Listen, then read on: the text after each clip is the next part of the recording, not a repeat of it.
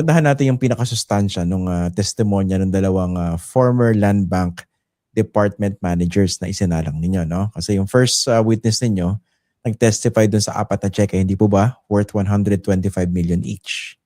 Ano yun? Yeah. OVP So, Boulevard confidential. branch. Okay. Tapos yung pangalawang witness naman ninyo, 37.5 million. Yes. Three Each. checks Three. each. Three checks yun. Okay, ganito, no? DepEd branch. You lay down the objectives, di ba? Dun sa pagsalang ninyo ng testigo. So do you think those objectives were met? All of them? Yeah. In fact, marami dun. Inadmit na rin naman nila. Kasi importante dyan talaga eh. Kasi itong checking to, bakit ito yung sinalang namin na unang-una? Kasi dito naman talaga nagsimula lahat eh. Di ba? So, the reason why we in-offer namin for stipulation na itong check na to were drawn from the National Treasury kasi to prove na public fund to. Diba? So, talaga lumabas yung pera? Yes, galing yung pera sa pondo ng gobyerno, diba? At pinasok dito sa DepEd at saka dito sa Office of the Vice President. So, doon, na-prove naman natin yan at winidraw nung dalawang SDO. Yung isa, si Acosta, at dun sa kabila naman, si Fajarda. So apparently, na-identify yung kasama ni Acosta, si Linuel Ortonio. Kasi if you will remember, no, during the Committee on Good Government, si Acosta kasi, at first, ang statement niya, she was alone when she encashed the 125 million check. So that is the reason. Yes, kaya nga that is the reason why tinanong namin ilang bag. Diba? Kaya part nung tanong ko kung ilang bag. Tapos gaano kalaki yung bag. Kasi kung titignan natin, darating naman yan, patatawag natin si Miss Acosta, makikita natin yung kanyang pisik.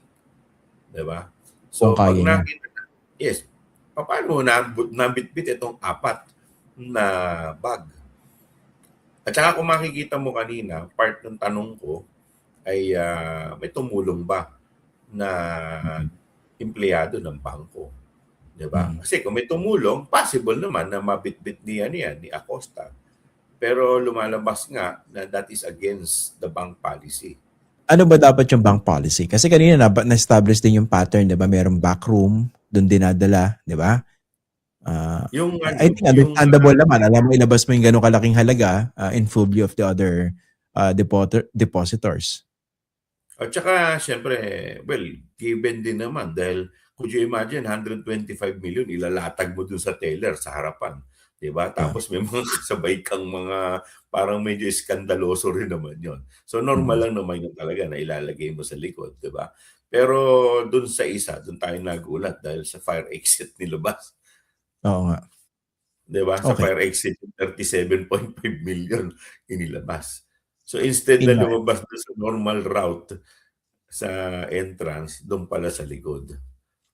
Although, sa cross-examination, nilinaw naman na yung pala connecting door sa DepEd. Okay. Kanina po yung talagang parang naging meat ng discussion dito kasi wala namang denial na talagang lumabas yung pera, in-encash at may nagdala, di ba? Ito yung pinagmulan. Appetizer to eh. Opo. Pero ang naging takbo ng discussion din kanina, unusual ba yung ganung kalaking withdrawal? Hindi po ba? Yes. So, as far as you're concerned, maliwanag ba na na-establish ng inyong dalawang witnesses na unusual yung ganung withdrawal by the DepEd under Sara Duterte and by the Office of the Vice President? Yes, kasi sinabi nila, pinaliwanag naman nila kung ano yung ibig sabihin ng unusual. Pag sinabing unusual, it does not mean na illegal. Diba? Clear naman yan. Pero kaya unusual kasi malaki, first time na, kumbaga dito sa kumpanyang to, let's say sa DepEd, hindi naman sa kanila usual yung ganitong transaction na biglang cold cash 37.5 million in one withdrawal. So lalo na doon sa OBP, 125 million cold cash, di ba, nilabas. So, Okay. kaya nila sinasabi na unusual.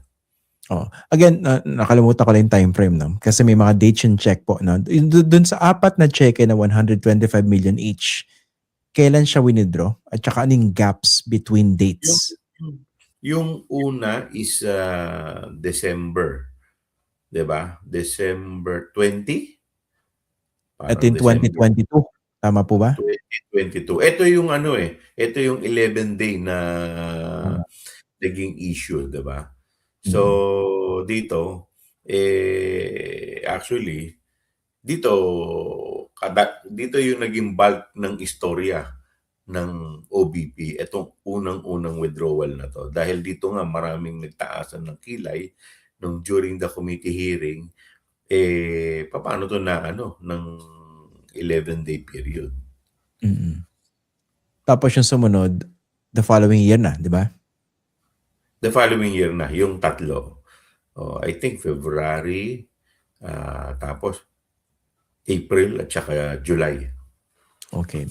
Ito kasi, no? Kasi ito rin yung pinupunto ni Alan Peter Cayetano kanina, no? Just because it was unusual, it doesn't mean that is illegal.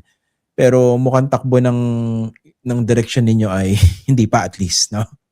Hindi pa naman, kasi Oo. nagkaroon ng problema na, sa paggamit na, 'di Okay. ba? Yung sa paggamit. Okay. Sa Pero paggamit. nga, iniisip ko kasi yung unusual withdrawal tsaka yung gano'ng kalaking amount as far as the two witnesses were concerned, hindi ba dahil kasi nga this was the first time that the Office of the Vice President and the DepEd had such huge amounts of confidential funds. Tama ba? Exactly. Yes, Okay. tama. Diba? So, First time 'to, first time 'to. mm. So ano yung ano, sabi niyo appetizer ito, no? Ano yung susunod na direksyon nito? COA na yung susunod natin. So, dito na, hihimay-himayin na natin kung paano ginamit ito. Yan next week. Sa Monday at saka sa Tuesday. So, eto na yung mga susunod na kukunin natin testigo. But of course, I cannot discuss the merit, no? Kung ano yung Tama. magiging proseso. Baka ma-reprimand ako. 'Di ba? Nagkaroon na ng warning dun sa mga spokesperson na prosecutor din eh. Opo. Pero itong si ano, kasi alam na lumutang na naman 'to ng pre-trial conference, na ipapatawag niya si Mary Grace Piatos. Ang tanong ko na lang, hindi naman po ito siguro merito, no? Most likely kailan siya expected na ipapatawag ng prosecution? Well, sa ngayon hindi pa namin naka-line up siya dahil yung after na itong dalawang COA, yung archive ang susunod. So, by next week, saka namin pag-uusapan. Kasi yung mga pinipresenta naming mga witnesses, 'di ba kung makikita mo, like for example, dun sa Article 4, we have lined up at least parang 11 witnesses yata yun. Pero tatlo lang tingin namin enough na 'di ba? So dito titignan din natin kung ano yung magiging laman ng mga testimonya nung COA. Dahil ito yung magiging madugong testimonya dahil ito na yung ano kung paano ginamit. Dito na maglalabasan yung paggamit.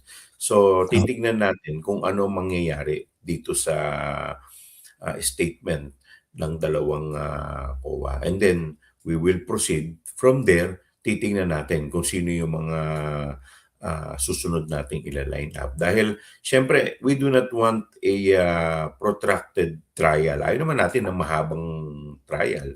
So if we could trim down or streamline yung mga witnesses natin, gagawin natin yan. Pero without sacrificing the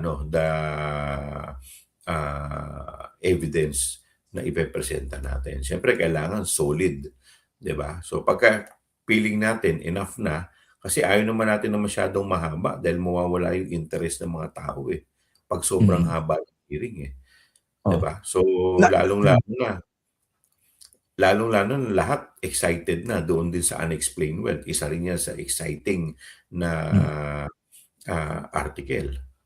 Okay. Pero naalala ko nung nagko-conduct kayo ng hearing sa Committee on Good Government. Sa mga viewers natin, baka hindi kayo familiar, si Congressman Chua yung head ng Committee on Good Government. So siya yung nag-conduct ng hearing dito sa issue ng confidential funds among others. 'Di ba merong isang military aide itong si Sara Duterte na hindi na naipatawag ng committee ninyo?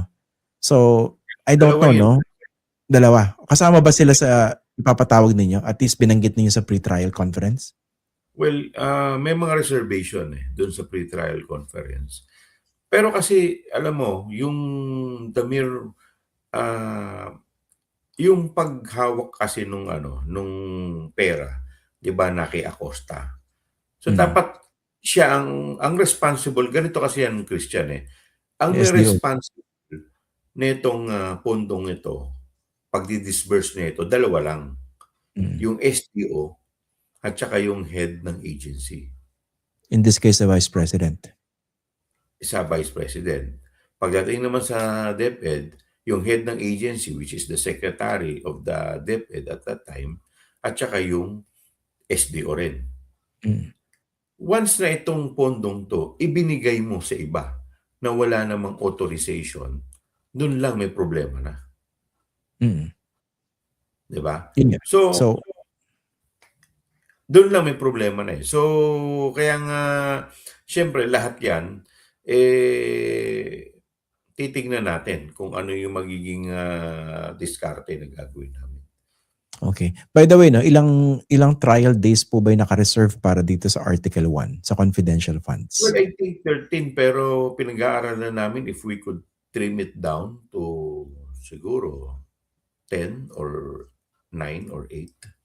Mm. So, titignan natin kung ngayon nakakadalawa na tayo. So, by Monday, Tuesday, by next week, 3 pinasagpi na natin, 2 COA, tsaka 1 archive. Sa lahat ba ng witnesses ninyo sa Article 1, kayo ba lahat ang magde-direct or meron Hindi, kayong may mga iba-iba. Iba-ibang mga magdi-direct niyan. Pero yung insofar as yung ngayon, 2 na yung sa akin. okay. Sige, ayoko na magtanong na mas marami baka mayari na kayo, sumobra na sa merit, Ang dami ko pang gusto itanong, pero maraming limitations sa ano, sa prosecution at saka sa defense. Yes. Ang swerte rito yung mga senator judges, Meron silang ano, leeway, Actually, impunity na nga yung iba,